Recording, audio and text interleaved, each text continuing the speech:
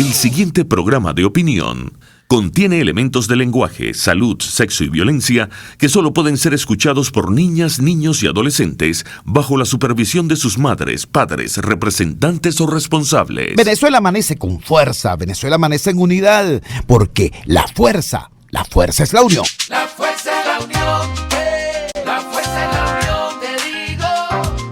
Venga toda Venezuela a organizarse. La fuerza es la unión, la fuerza es la unión. Y a poner tu granito de arena, dale por Venezuela. Actívate, en la unión está la fuerza. Por eso te digo que la fuerza es la unión. Muy buenos días.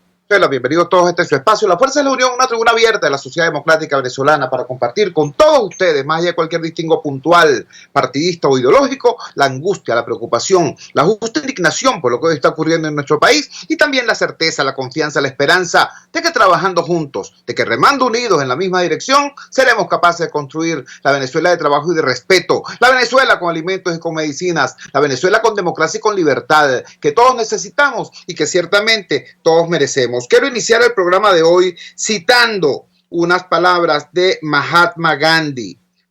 Mahatma Gandhi dijo: perdonar es el valor de los valientes. Solo aquel que es bastante fuerte para perdonar una ofensa sabe amar. Estas palabras de Mahatma Gandhi fueron citadas ayer por Gilbert Caro. Ayer Gilbert Caro nos dio una lección, no de política, no de credo partidista, no de oferta ideológica, no, nos dio una lección de ética, nos dio una lección de estatura moral, de esa que necesitamos todos, esa que necesita este país para poder sanar y para poder salir adelante. Todo el mundo recuerda la situación que desde hace 48 horas es noticia. Una jueza militar, la misma que procesó inconstitucionalmente a Gilbert Caro y, por cierto, a otro grupo importante de presos políticos, bueno, huyó a Colombia y desde allí dio explicaciones, balbuceó uno que otro razonamiento y sobre todo desde allí pidió perdón. Y desde acá, desde Venezuela, desde su sitio de lucha, desde su trabajo de esfuerzo, Gilbert Caro la perdonó. Tenemos en línea precisamente a Gilbert Caro, a mi amigo Gilbert Caro, a ese joven que yo conocí haciendo aquel proyecto hermoso de Liberados en Marcha y que ahora es mi diputado, mi representante popular en la Asamblea Nacional. Gilbert, gracias por atender nuestra llamada madrugadora. Por favor, háblanos de este gesto tuyo y de la visión que tú tienes de este país tan necesitado de eso, de perdón. Te escuchamos. Sí, bueno, muchas gracias, Chugo. Mucho tiempo sin escuchar tu voz, pero gracias por este espacio y gracias por la pregunta para poder explicar un tema tan complejo que necesitaríamos capaz días hasta meses para entender y internalizar, como me pasó a mí. Tuve que pasar horas y días para poder entender lo que estaba pasando con mis verdugos y con mis opresores. Esos días lo pude entender gracias a hombres como Nelson Mandela, como Martin Luther King, como el mismo Leopoldo, con el cual he conversado, y creemos completamente en que este país necesita, para poder salir del atolladero, personas que puedan ver más allá de quienes están conduciendo esta nación. Yo, en mi decisión personal, como bien tú lo acabas de nombrar, perdoné. Ahora, un perdón que conlleva a una gracia emitida hacia una persona que hizo mucho daño, un perdón personal, porque decidí no odiar ni tener resentimientos hacia quienes me hicieron y nos hicieron. A Stacy Escalona, que mi compañera estaba también presa porque veníamos de disfrutar un viaje de vacaciones del estado Táchira. Nos sembraron unas evidencias que nunca, por lo menos yo nunca vi lo que, sino por televisión, Pero decidí perdonar a esta persona quien me escribió un mensaje, esta juez me escribió un mensaje de texto que se sentía muy mal física y mentalmente y tuvo que tomar una decisión. Ella nunca me habló abiertamente que estaba en otro país, sino empezó a escribirme entre pinceladas, pero ya yo me imaginaba que estaba afuera. En eso me dice que bueno, me pide perdón y yo le respondo que ella no me hizo más nada, que yo no haya podido resistir hasta las lágrimas, sin embargo que yo la perdono y que abrace a sus hijos. Ahora, lamentablemente hay una cantidad de venezolanos que se convirtieron, y si veíamos la declaración de hace poco de la vicepresidenta, entre comillas, de decir que era una venganza llegar al poder, esa venganza, hay una cantidad de venezolanos que están de este lado de la acera, que no ven más allá del odio y del resentimiento, leer los comentarios porque escucharon lo que les gusta. De hecho, la rueda de prensa que di el día de ayer tiene como finalidad también explicar un poco lo que yo creo que es la justicia, Chugo. Porque a lo mejor lo que es justo para ti no es justo para mí. O a lo mejor lo que trae paz para ti no trae paz para mí. La palabra justicia, paz, libertad es muy amplia. La palabra bien o mal, a lo mejor lo que es bueno para ti no es bueno para mí. Pero bueno, ayer en la rueda de prensa yo decía que tiene que haber en algún momento justicia, y justicia no es venganza. Justicia no es venganza. Justicia es una acción que se pone en manifiesto cuando una sociedad se pone de acuerdo en algo y se toma de toda una cantidad de opiniones la opinión que sobresalte como un consenso, sea una gracia, sea una amnistía, sea un perdón, sea una condena, sea lo que fuese. Esa gracia y ese perdón es consensuado, se ponen de acuerdo mucho, y eso pasó en Sudáfrica cuando Mandela convenció, ejecutó luego una gracia sobre las minorías que eran los blancos en este caso. Mandela le decía a los blancos y le reiteraba a los negros que el camino no era la violencia, que el camino era el diálogo, que el camino era la negociación. Y estoy plenamente convencido como víctima de este régimen, como un hombre que perdió, yo perdí luego de mi escarcelamiento cosas materiales que no quiero detallar. Yo perdí tiempo, yo perdí no ver a mi hija, yo vi sufrir a mi familia, pero lo que sí no perdí fue mi raciocinio, mi libertad y las ganas de perdonar, las ganas de ser distinto a ellos, las ganas de no ser igual a ellos, y me niego rotundamente a ser igual al que siente odio, me niego rotundamente, Chuo, y creo que podemos ser distintos. Conversando con Gilbert Caro. Gilbert Caro fue secuestrado, fue injuriado, fue calumniado, le montaron un falso positivo, le metieron unas armas en su vehículo para justificar una agresión brutal. Además, le pusieron presa a su novia, que vivía fuera del país y que estaba aquí para visitarlo. Y pasó largos meses sin poder abrazar a su hija, largos meses viendo sufrir a su familia. Y Gilbert Caro nos está diciendo a todos que nosotros no podemos ser como esos personajes que dijeron que para ellos ejercer el poder era su venganza. Que nosotros no podemos buscar venganza. Que la fuerza más grande que tiene alguien que se crea poderoso es el poder de perdonar.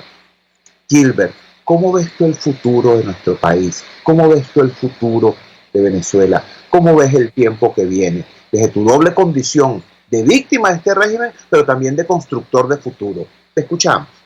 Sí, bueno, fíjate, Chugo, y es tan grande este momento para quienes pasamos por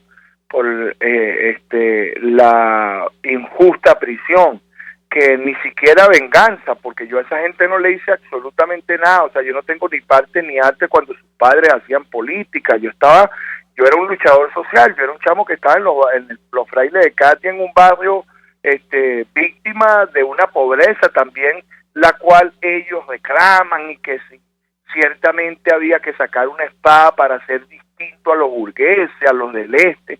Yo en ese sentido tampoco salí con un resentimiento hacia mis compañeros que nacieron en lugares distintos. Leopoldo nació en otro lado de la ciudad, yo nací en otro, pero somos hermanos, somos amigos, somos compañeros, igual que lo eres tú, Chugo, más allá de las ideologías, si tú eras de derecha o eres de izquierda, porque el mundo entero, a veces los países no están discutiendo de qué ideología, de cómo somos, de que si eres blanco, eres negro, es la construcción. La construcción se hace entre todos. Yo, ¿cómo veo el país? Mira, lo veo lamentablemente, veo ahorita una situación en donde el mensaje que yo di, y quiero decirle que no va para aquellos que hacen política desde el Twitter, desde el exterior, porque tampoco estoy tirándole al que se fue. El que se fue, bienvenido, pero el que se queda también, que se quede luchando, porque también nos pusieron a pelear. El que se fue es un cobarde, y el que se queda se resignó. No, aquí no es una pelea con el que se fue ni el que se quedó. Ahora, mi mensaje va para quien le habló Gilbert Caro el día de ayer cuando lo perdonó, para aquel que está del lado del gobierno y hoy todavía está confundido como estaba confundida la juez y no ha encontrado un lugar donde hablar y donde refugiarse. Gilbert Caro tiene el oído presto para todo aquel que quiere salir de esa fila y necesita una mano amiga. Como bien, ellos también son venezolanos, ellos también son hijos de esta patria, y en mí encontrarán lo mismo que encontraron los blancos con Nelson Mandela en Sudáfrica. Esos blancos del apartheid también eran venezolanos. Nunca voy a dejar de recriminar y de decir las atrocidades que han cometido esta gente, nunca voy a dejar de decir lo malo que le hicieron a Loren Saleh, y que quienes me critican vean el riesgo que uno que salió de la cárcel está corriendo con expresar lo que piensa, y seguiré diciendo lo que pienso. Ahí está en mi Instagram, Chugo, que invito a muchos a verlo, sosteniendo una pancarta, y la madre de Loren Saleh está agradecida porque sigo con una lucha. Me vieron en las afueras de la cárcel luchando por Requesén, y lo seguiré haciendo. Me vieron en la Asamblea Nacional quitándome la ropa, y mi familia angustiada porque me unas amenazas, y me quité la ropa porque la dignidad no está en la ropa. O sea, mi lucha en contra de lo que hay y se ha hecho malo siempre estará en mi boca, siempre estaré señalando a quien haga mal, a quien haga lo indebido, pero tampoco puedo desde mi corazón sentir lo que sienten otros. No me pueden obligar absolutamente a ser igual que nadie. Gilbert Caro es Gilbert Caro, y mi condición de perdón se la otorgo al que yo quiera. Una gracia, una amnistía, un perdón se la otorgo. Pero cuando pedimos amnistía para una cantidad, para un grupo sí, para otro grupo no, eso es injusto. Eso no es justicia. Justicia no es pedir amnistía para un grupo y para otro. Justicia es pedir para todos los derechos por igual, y en eso lo estamos haciendo desde nuestra organización política. Gilbert, te agradezco infinitamente como ciudadano, como demócrata y como luchador, pero sobre todo como venezolano y como ser humano. Yo te agradezco infinitamente esta clase de altura, de dignidad y de amorosa compasión que estás mostrando. Este país clama a gritos por eso. En este país donde unos y otros que se creían muy distintos, al final están usando los mismos códigos de la violencia verbal, de la destrucción del otro, de la anulación del otro. Este país necesita muchos Gilbert Caro, que sigan luchando por lo que creen. Gilbert no está entregando banderas, Gilbert no está mirando para otro lado, Gilbert no se está haciendo el loco. Gilbert está en su lucha, con su mano fuerte y con un corazón inmenso. Gracias, Gilbert. Vamos a la siguiente pausa comercial y ya regresamos con muchísimo más de La Fuerza. La fuerza es la unión. Usted escucha Unidad, la fuerza es la unión, con Chuo Torrealba por RCR 750 AM. Puedes seguirnos en nuestras redes sociales. En Twitter, @RCR750, la radio que se ve. En RCR somos vanguardia. Toda la programación de tu RCR también la puedes seguir a través de la internet. Audio y video en tiempo real. Noticias y mucho más. No te pierdas ni un segundo de nuestra programación. No hay excusa ni cadena que valga para que dejes de escucharnos. Ingresa a rcr.tv, la radio que se ve. Opinión, ideas en debate. Usted escucha a Chuo Torrealba en Unidad. La fuerza es la unión por RCR. Regresamos a La Fuerza es la Unión y dando una prueba viva de que perdonar y buscar la unidad del país y que nuestro país no se divida nuevamente entre vengadores y víctimas, solo que invirtiendo los roles. Sino que hay que perseverar en la lucha por la justicia y en la lucha por la libertad, pero teniendo el criterio suficiente para seguir avanzando hacia la construcción de un país de todos. Tenemos en línea de inmediato a Adolfo Baduel. Adolfo Baduel es hijo del general Raúl Isaías Baduel y su familia ayer dio una rueda de prensa porque hay una gran preocupación. Tienen 2 meses sin ver a su padre y corre el rumor de que allá abajo, 4 pisos más abajo de donde caminamos los caraqueños, en una cárcel llamada La Tumba, al parecer, murió una persona. Y la familia de Baduel está pidiendo una fe de vida. Adolfo, gracias por atender nuestra llamada madrugadora. Te escuchamos, hermano. ¿Cuál es el planteamiento de la familia? Te oímos. Buenos días, muchas gracias por el contacto. Bueno, de hecho, desde hace unos días se está corriendo un rumor de que allí en La Tumba del SEBIN hay una persona fallecida. Desconocemos cuál es la persona, porque ya hay varios internos, entre ellos está el capitán Caguaripano.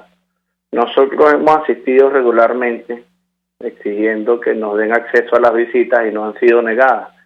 Lo único que nos dicen es que es por órdenes superiores, que emanan del director del SEBIN, el general González López, que dice que tiene las visitas suspendidas por el caso del supuesto atentado que vivió Maduro hace poco. Entonces, ya se han cumplido 2 meses y esto se ha venido repitiendo en reiteradas ocasiones. Durante un año, nosotros hemos solicitado por tercera vez una fe de vida de mi padre porque, primero, fue sacado violentamente de Ramo Verde, donde lo desaparecieron por un lapso de tiempo. Segundo, le suspendieron la visita por más de 6 meses sin darnos ningún motivo ni razón por el cual la habían suspendido. Ahora pasa a lo siguiente, está pasando lo que estamos viviendo en este momento, que no sabemos si mi papá está siendo afectado física o por su salud está siendo afectada por el aislamiento al cual está siendo sometido.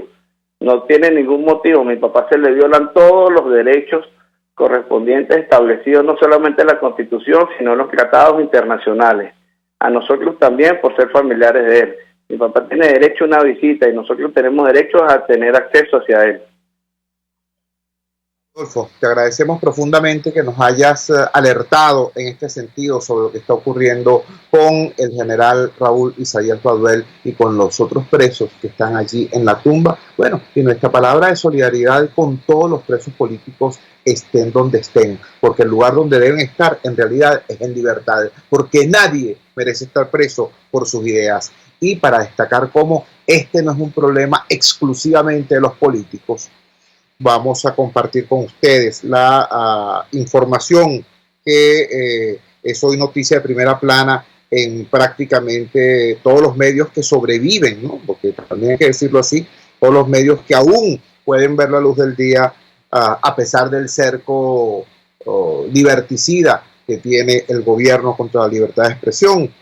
Este titular es del diario El Nacional.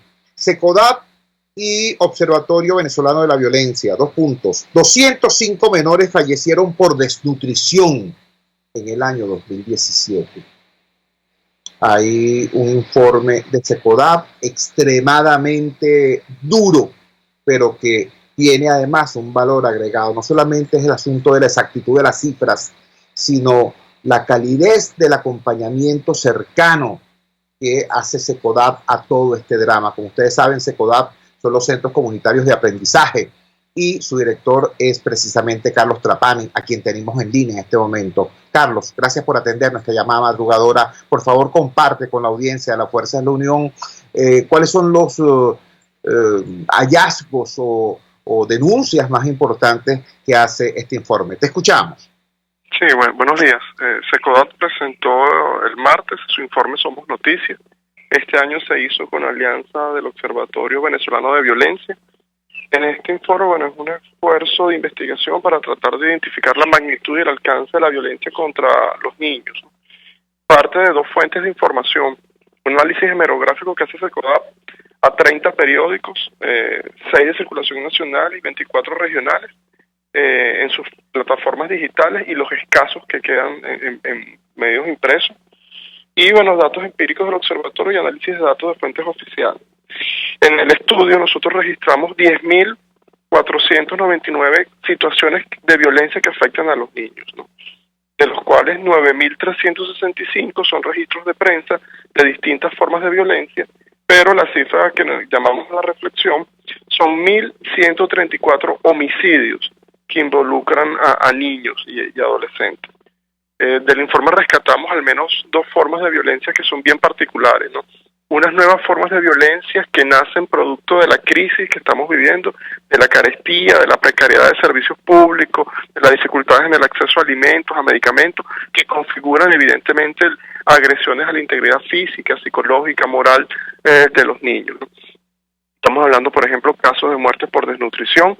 Hablamos de 205 casos, casos de desnutrición 332, muertes por contaminación hospitalaria 270 casos, afecciones por malaria 168, falta de vacunación, estamos hablando de 67 casos.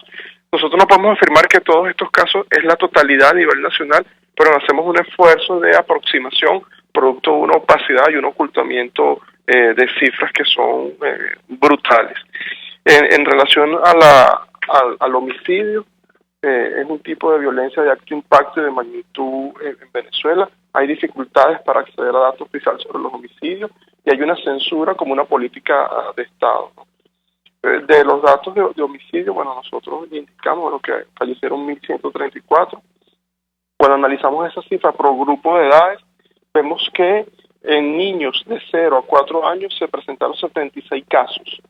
¿No? Cuando hablamos de niños de 5 a 9 años, 46 casos, niños de 10 a 14 años, 125 casos, y el grueso de la población constituyen los adolescentes entre 15 a 17 años, que contabilizamos 887 casos. Cuando analizamos los índices de mortalidad, afirmamos que cada día, en el año 2017, murieron 3 niños en Venezuela, producto del homicidio. Cada 8 horas, un niño, un adolescente, murió de forma violenta. Y las víctimas de la violencia homicida, afecta principalmente a adolescentes varones, y cuando analizamos el tipo de arma utilizada por el victimario, en la mayoría de los casos, en un 90,3%, corresponde a armas de fuego. Hay otro dato que a nosotros nos preocupa mucho, ¿no? Es el homicidio producto de enfrentamientos con funcionarios policiales. Estamos hablando de 109 casos. La reflexión que nosotros hacemos, si se trata efectivamente de un enfrentamiento, una resistencia a la autoridad o de un ajusticiamiento. Hay otras formas de violencia también que son preocupantes, ¿no? El tema de la violencia sexual, estamos hablando de 341 casos, donde el principal delito que sufrieron los niños fue el abuso sexual. En el tema de la violencia familiar, registramos 614 casos, donde la principal causa del principal delito que sufrieron los niños fueron el maltrato, con 208 casos, el abandono de niños, 82 casos, y el homicidio de niños por parte de un familiar, estamos hablando de 27 casos. Hay otro dato interesante que compartió el monitor de víctimas, que hablaron de 567 familias donde los niños perdieron a sus padres producto de la violencia. ¿Sabes cómo aquí se materializa una forma de victimización indirecta, donde los niños pierden a sus familiares producto de la violencia? Otro Otro dato que llama a la reflexión es la muerte por suicidio, esa violencia autoinfligida, que este tipo de violencia ha ido ligeramente todos los años en aumento a partir de los datos que hemos estado manejando. Para el año 2017 registramos 34 casos de suicidios de adolescentes y niños, ¿no? Cuando analizamos por grupos de edades, de 7 a 11 años fueron 4 casos y de 12 a 17 años fueron 25 casos. Y tenemos 5 casos donde no hubo calidad de información y no podemos identificar la edad, pero en su totalidad fueron 34 casos. Y bueno, finalmente el último dato que quisiera compartir con ustedes, son los adolescentes que participaron en la comisión de delito, ¿no? Ahí registramos 1.969 casos de adolescentes que cometieron delito. Hay un dato interesante, se corre la matriz, que todos los delitos que ocurren en Venezuela lo cometen los adolescentes, y los datos reflejan que eso no es verdad. Cuando analizamos la participación de adolescentes menores de 14 años, solo el 3,9% representa la participación de estos adolescentes del total general. Y cuando hablamos de adolescentes mayores de 14 años, solo representa el 6,26%. Conclusión, además de esta cifra, del número, es que la violencia tiene un impacto dramático en los niños. Y la crisis que estamos viviendo ha generado nuevas formas de violencia. Ahí, ¿qué es lo que pedimos al Estado? Uno, que se lean el informe, que lo puedan analizar y que lo puedan comprender, y sobre todo que adopten las recomendaciones que año a año hemos estado repitiendo, ¿no? Pues acceso a información, políticas públicas, el fortalecimiento de la institucionalidad, el desarrollo de programas, servicios de prevención, y no evitar que se materialice la víctima, sino poder disminuir los factores de riesgo para que un niño sea víctima. Y cuando eso ocurra, ¿qué políticas de protección especial tenemos para que ese niño pueda restablecer sus vínculos, su historia y su cotidianidad familiar, escolar y comunitaria? Carlos, es muy duro todo lo que nos has dicho y ciertamente es material que debe ser procesado, analizado por todos los venezolanos, pero en particular por aquellos que tienen en sus manos las palancas del poder. Si llegaran a entender que el poder no es para disfrutarlo, sino para ejercerlo, y para ejercerlo no desde la venganza, sino desde la responsabilidad, si llegaran a entender eso, salieran corriendo a buscar el informe Somos Noticia de los Centros Comunitarios de Aprendizaje CEPODAP, ver esto. ¿Ustedes recuerdan que hace nada se decía que Venezuela era uno de los países más felices del mundo? Y la gente no se lo explicaba, porque ciertamente había problemas, pero ese indicador seguía siendo fuerte, seguía siendo duro. Los venezolanos tenemos la autopercepción de ser muy felices. Y escuchar ahora cómo el suicidio infantil, el suicidio adolescente va creciendo. Caramba, ¿cómo hace uno para no moverse y conmoverse? ¿Cómo hace uno para no salir a actuar en función de buscarle solución a esto? A esta radiografía que nos presenta la gente de CEPODAP y del Observatorio Venezolano de la Violencia. Muchísimas gracias al doctor Carlos Trapani. Vamos a la siguiente pausa comercial y ya regresamos con muchísimo más de La Fuerza. La fuerza es la unión. Les estamos presentando Unidad. La fuerza es la unión. Solo por RCR 750 AM. Puedes seguir nuestra programación a través de rcr.tv, la radio que se ve. En Cauchera Fran Luis tienen neumáticos nacionales e importados en todas las medidas, pero también montura, alineación, balanceo, amortiguadores, rines, frenos, mecánica ligera, todo con tecnología de punta. Bajando por la avenida Baral, al final, después de la estación de servicios y al lado del banco, teléfono 0412-815-6712. Cauchera Fran Luis, tu mejor opción. Tokio, Los Rock, En Tripping tenemos las mejores tarifas en paquetes de viajes nacionales e internacionales, hospedaje, alquiler de vehículos, viajes en crucero y más. Contáctanos 212-9430812 o en @Tripping _ve, Tripping con doble P. Tripping Venezuela, más que viajes, ofrecemos experiencias. Les estamos presentando Unidad. La fuerza es la unión. Solo por RCR 750 AM. Regresamos a La Fuerza es la Unión. Uno de los elementos que más me llamó la atención en el informe Somos Noticias de SECODAP, en alianza con el Observatorio Venezolano de la Violencia y el Monitor de Víctimas, es el hecho de que se incrementa la práctica por parte de organizaciones amponiles de seducir a niños y a niñas para que se incorporen al AMPA ofreciéndoles comida. Sí, comida, como usted me está escuchando. ¿Y por qué eso puede ser hoy un anzuelo? Bueno, por supuesto por el hambre, esa es la respuesta lógica, pero también hay una razón de fondo, más de fondo.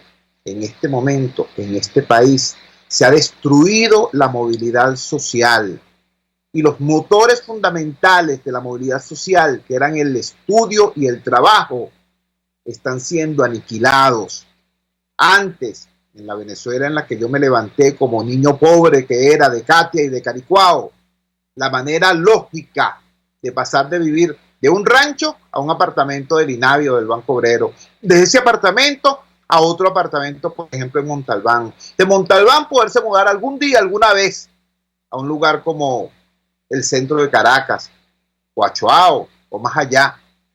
Los instrumentos para lograr eso, repito, eran el estudio y el trabajo. En ese orden, porque mientras más y mejor estudiaras, podías lograr una plaza laboral más y mejor remunerada en el sector formal de la economía.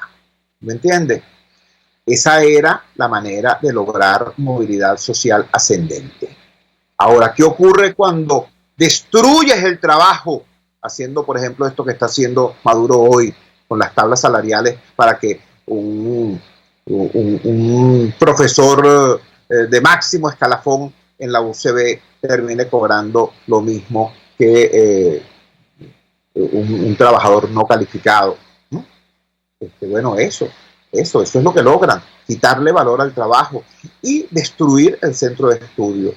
La Universidad Central de Venezuela y toda la Universidad Popular y Democrática Autónoma del país está siendo víctima de un acoso feroz. Ayer el Consejo Universitario sanitaria a la UCB, y ese es un tema de los UCBistas y es un problema de todos los venezolanos. Por eso tenemos en línea al secretario del Consejo Universitario, el profesor Amalio Belmonte. Amalio, gracias por atender nuestra llamada madrugadora. Dinos la anchura y la profundidad de esa decisión del Consejo Universitario de ayer de declarar en emergencia humanitaria a toda una institución. Te escuchamos. Buenos días, Chu, para ti y para toda tu audiencia. Es grato estar con ustedes. Sí, hay bien presentado el tema. Es decir, hay una situación terrible porque se está afectando la dignidad del trabajo académico, la dignidad de los profesores, porque unido al bajo salario y a la crisis presupuestaria eterna que tiene la universidad, ahora con las nuevas tablas salariales, obviamente se afectó profundamente la remuneración que reciben no solamente los profesores, sino todo el personal que trabaja en la universidad en distintos roles. Y en este momento, además, uno de los factores que podría permitir que el profesor pudiera tener cierta dignidad a pesar del sueldo es la seguridad social, y esa también ha sido afectada de manera mucho más profunda, porque el gobierno no dota a la universidad de los recursos para que puedan funcionar el Instituto de Previsión Social, y el encarecimiento de los medicamentos y además la escasez de medicamentos también todavía se agrega como un factor más que afecta las condiciones de trabajo, violando inclusive la propia Constitución que redactó la gente afecta a este gobierno, el 104, que dice que los profesores tienen que ser tratados con la mayor dignidad posible en sus condiciones de trabajo. Es decir, las condiciones de trabajo de los profesores han sido afectadas profundamente por el salario, por la seguridad social y además por la propia actividad docente, que está muy limitada porque no se puede hacer investigación, no se puede hacer un trabajo de suficiente calidad porque obviamente no hay los recursos para esto. Igual, inclusive, parte del asunto muy grave es que algunas primas han sido afectadas considerablemente. Por ejemplo, la caja de ahorro, el gobierno no está dando los recursos para que pueda seguir aumentando o seguir acumulándose el ahorro de los profesores, que ya de suyo con la inflación es muy poco, pero sin embargo tampoco se lo hemos recibido. Anteriormente un profesor con el poco sueldo que tenía, pero sin embargo tenía un servicio de seguridad social eficiente y con la caja de ahorro podía solventar parte de las limitaciones que tenía el bajo sueldo. Ahora ni eso ocurre, es decir, estamos viviendo el peor momento en los últimos 40 años desde el punto de vista del ejercicio de la profesión docente. Y lo que ocurrirá, imaginamos nosotros, con otros niveles de la educación, será mucho peor, pero ciertamente está conspirando el gobierno contra el talento, contra el mérito. Ascender en el escalafón universitario era un factor que permitía que pudiéramos aumentar el sueldo. Eso ahora casi ha igualado todos los... No hay escalafón para el gobierno. Para el escalafón no hay posibilidad de premiar el mérito, de premiar el esfuerzo. No, el gobierno cree que eso no es un valor, que eso no tiene nada que ver con la vida de un país, con la vida de una academia. Y esa es la situación que estamos viviendo. Es decir, el gobierno trata de decir que tiene el SISMEU, que es un sistema de seguro para los profesores, y allí lo máximo que nos pueden dar cuando un profesor se enferma son 400 bolívares soberanos, 400, por lo cual no se puede pagar ni siquiera una consulta importante especializada. Es decir, que estamos en una situación diríamos, de vulnerabilidad en todos los aspectos en la vida de un docente universitario en este caso.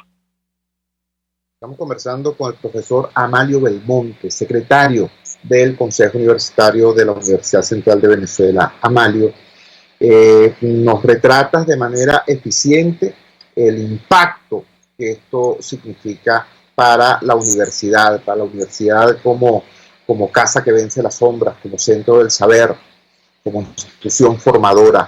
Ahora, por favor, tú, también con tu mirada perspicaz y tu compromiso ciudadano, dinos cómo esto impacta al país, cómo esto impacta a la juventud, cómo esto impacta a la sociedad, cómo esto impacta a una Venezuela que ve agredida la forma de existir desde la función productiva, laboral, intelectual, profesional, creativa. Te escuchamos.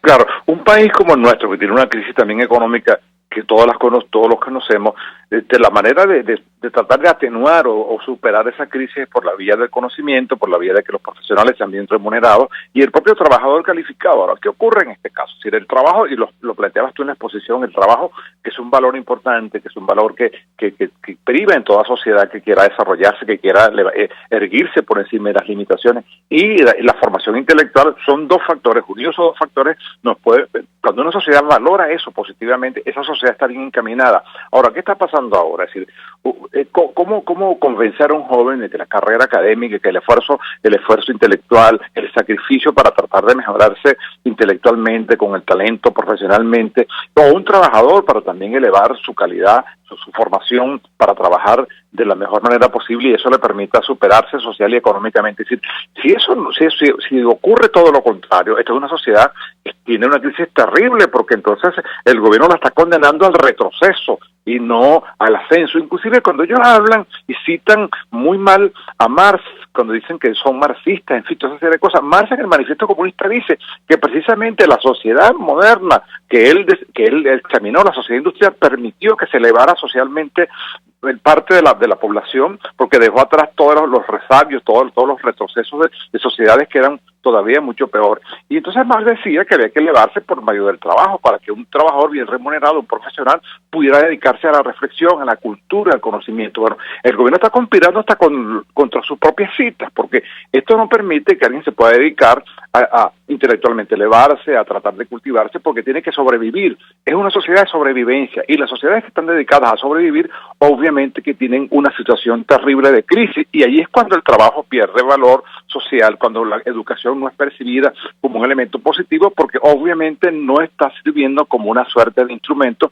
para que no solamente se eleve la sociedad, se eleve cada persona, cada grupo. Entonces estamos afectando las bases sobre las cuales la sociedad puede soportarse para desarrollarse y vivir y tener valores positivos. Está conspirando contra los valores más esenciales que puede tener una sociedad y le está conduciendo a eso, a la economía informal, al delito, a actividades que no tienen nada que ver con la vida decente de una sociedad y de una persona. Es decir, nos está confiscando el futuro una vez que disminuye la dignidad del trabajo y la dignidad de la formación académica o la dignidad de la formación intelectual. Ese es el futuro que nos está este gobierno ofreciendo, un futuro terrible, un futuro duro, donde el conocimiento no tiene ningún valor, y en este momento que el mundo vive la sociedad del conocimiento, Venezuela tiene que prepararse para enfrentarse en ese proceso de la mejor manera posible, y estamos haciendo todo lo contrario, nos estamos separando de la sociedad del conocimiento, de la sociedad del trabajo, de la sociedad del esfuerzo, en la medida en que otros valores se van a imponer, porque obviamente los valores positivos están siendo orodados, disminuidos, afectados por las políticas económicas, sociales y en este caso salariales del gobierno nacional. Amalio, te agradecemos profundamente que nos hayas regalado estos minutos en esta madrugada del jueves 4 de octubre. Era Amalio Belmonte, secretario del Consejo Universitario de la UCB, explicando cómo y por qué esta medida de emergencia humanitaria que ha decretado el Consejo Universitario sobre todo lo que es la población de esa máxima casa de estudios, profesores, docentes, estudiantes, trabajadores, empleados, obreros, declarados todos en emergencia humanitaria ante las medidas del gobierno que ya pasaron de ser cerco presupuestario, como hasta el pasado reciente, a ser agresión definitiva, brutal, feroz de la calidad de vida de los venezolanos que están en esa institución. Y está explicando Amalio Belmonte cómo eso nos afecta a todos, seamos o no seamos ucevistas, seamos o no seamos universitarios, porque les voy a contar algo que me ocurrió a mí hace más o menos unos 7 años, entrevistando a una madre en un barrio, para el radar de los barrios. Yo le decía, ¿qué quieres tú que sea tu muchacho cuando sea grande? Pensando en que, bueno, en nuestra generación tú le preguntabas eso a una madre en un barrio, entonces la madre te decía, yo quiero que mi hijo sea médico, yo quiero que mi hijo sea ingeniero, yo quiero que mi hijo sea abogado, yo quiero que mi hijo sea doctor.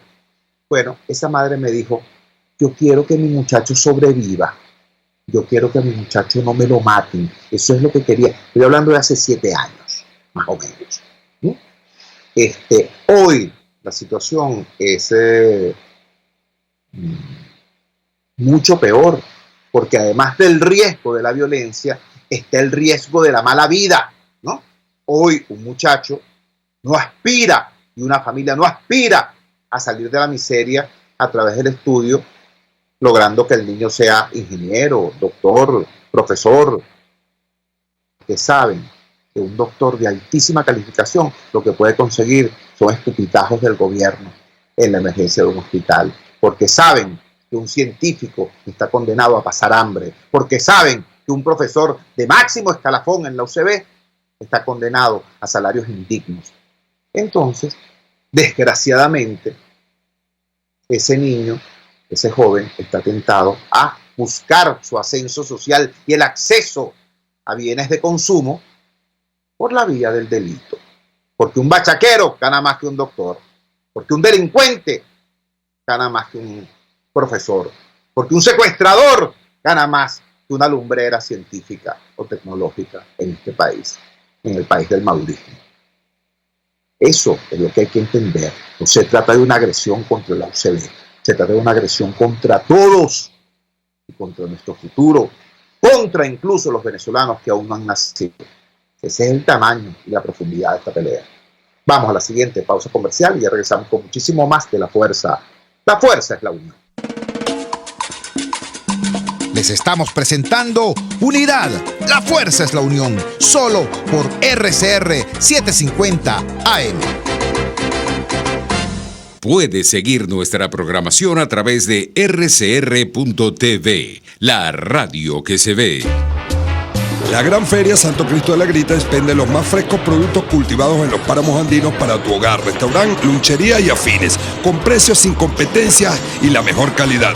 El mejor mercado a cielo abierto de Caracas, viernes y sábados, está en la urbanización Santa Mónica, avenida Francisco Pimentel, al lado de la Casa Comunal y módulo de Barrio Adentro. Gran Feria Santo Cristo de la Grita, economía y calidad.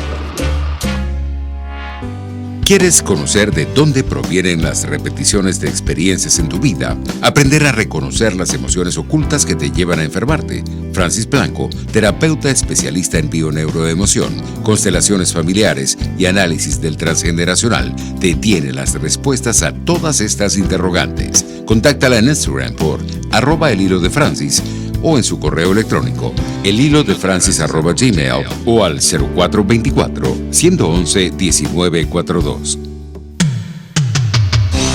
Antes de empezar el día, entérese de lo que acontece en el país junto a Pedro García Otero en Titulares de la Mañana. De lunes a viernes a las 6:30 de la mañana. Acompáñelo y empiece su día bien informado. Titulares de la Mañana con Pedro García Otero. Solo por RCR 750 AM. Porque lo bueno une. Amanece con la fuerza de un país que quiere cambio. Chuo Torrealba está al aire en Unidad. La fuerza es la unión. 482-9750 y @Chuo Torrealba por RCR. Regresamos a La Fuerza de la Unión con un comentario que me hace obligante el siguiente hecho. Ayer tuve una conversación con un grupo de vecinos a propósito de estos programas que hicimos, la entrevista a Luis Pedro España, la entrevista a Luis Vicente León, la entrevista a Simón García y la crítica implícita que está allí al liderazgo, sobre todo al liderazgo democrático. Y yo les decía que ciertamente el liderazgo merece la crítica y debiera estar siempre abierto a la crítica, pero nosotros como ciudadanos tenemos también que tener una mirada crítica hacia lo que ha sido nuestro desempeño, porque todas estas cosas que ocurren no son una maldición, no cayeron desde el cielo, no es una condena divina, no, todas estas cosas que ocurren fueron construidas socialmente, es decir, fueron construidas por nosotros como sociedad, bien sea por nuestros hechos, por nuestros actos o por nuestras omisiones. Entonces yo les decía, pero vamos a 1998. ¿Qué pasó en 1998? ¿Es verdad que los pobres votaron e impusieron a Chávez en la presidencia? Pues resulta que no. Estadísticamente está probado que en las elecciones de 1998 y en elecciones anteriores, los sectores sociales llamados C, D y E, de manera casi sistemática se abstenían, no participaban, no les importaba la política. El tiempo de elecciones o el día de las elecciones lo que hacían era parrilla y tomaban bebidas refrescantes, para no decirlo de acuerdo al horario, ¿no? Pero no había una pasión particular. En 1998 vota masivamente la clase media venezolana por Hugo Chávez para castigar, entre comillas, a Deyko Pey. Eso fue una conducta madura, eso fue una conducta que obedecía a un análisis serio, profundo. No, eso fue una venganza, eso fue un castigo. Bueno, pero ese castigo nos metió en todo esto. Luego, unos añitos después, año 2002, actuando en base a prácticamente esa misma soberbia, un poco pensando algo así como, bueno, yo lo puse, yo lo quito, se produce los sucesos del año 2002, pensando que, bueno, que sencillamente era un tema, repito, de soberbia, de quién pone y quién quita a alguien en el poder. Pero resulta que no había proyecto de país, no había proyecto de país, no había dirección concreta de cómo resolver el problema, sino simplemente era un quítate tú para ponerme yo. Y en consecuencia, bueno, ya vimos, ya conocemos históricamente lo que ocurrió. No hubo solución, sino que a los 3 días, después de puesto un gobierno, bueno, lo vimos regresar. ¿Eso implica qué? Bueno, eso implica una profunda inmadurez, ¿no? Una profunda inmadurez. Luego, en el año 2004, no percibimos las cosas que habían ocurrido, los cambios que se habían producido en el mientras tanto, entre el 2002 y el 2004. Y seguíamos pensando que éramos la mayoría que éramos en el 2002, solo que no la supimos utilizar en su momento. En el 2004 fuimos al referendo revocatorio, creyendo que éramos esa mayoría y sin ver lo que había hecho Chávez mientras tanto. Chávez había implementado las misiones, había hecho la cedulación masiva y había creado los centros de votación en los barrios. Es decir, Chávez cambió el escenario electoral de combate, el ring electoral, y se produjo el resultado que se produjo. En vez de analizar eso, se dijo fraude, y de ese pichaje no nos sacó nadie. Y en el 2005 un nuevo acto de inmadurez, se le regaló la Asamblea Nacional al chavismo mediante la abstención, y de esa absurda decisión, por cierto, pedida por la gente, exigida por la gente, no fue una equivocación solamente de liderazgo, sino también de la ciudadanía. Bueno, viene este CNE y este TCJ y este conjunto de cosas inaceptables que tenemos hoy en día. Hago todo este recuento porque, repito, de cada una de esas conductas inmaduras de nosotros como país, de nosotros como ciudadanía, ha resultado un agravamiento de la condición que tenemos. Pensemos en eso, y pensemos en eso cuando reflexionemos sobre lo que estamos viviendo hoy, sobre lo que estamos atravesando hoy. Si la respuesta lógica frente a esto que está pasando es reincidir en la política visceral, en la política desde la angustia, desde el desespero, desde el inmediatismo, o si tenemos que reflexionar con más profundidad como sociedad y como país acerca de cómo dar pasos consistentes para construir soluciones a este drama. Pensemos, repito, no solamente basta la crítica al liderazgo, nosotros como ciudadanía tenemos que revisar lo que hemos hecho para ejercernos con mayor propiedad y con mayor provecho para el presente y para el futuro de nuestro país. Trabajamos para ustedes en la dirección general de la emisora, Jaime Lestares. En la producción de este espacio estuvo Marianela Castillo, al frente de los controles estuvo César Arteaga. Habló para ustedes su amigo, comunicador popular, activista social, ciudadano en lucha por la democracia y por la libertad, Jesús Chuo Torrealba. Ahora más que nunca, fuerza Venezuela, porque la fuerza es la unión. RCR presentó Unidad, la fuerza es la unión, con Chuo Torrealba, solo por RCR 750 AM.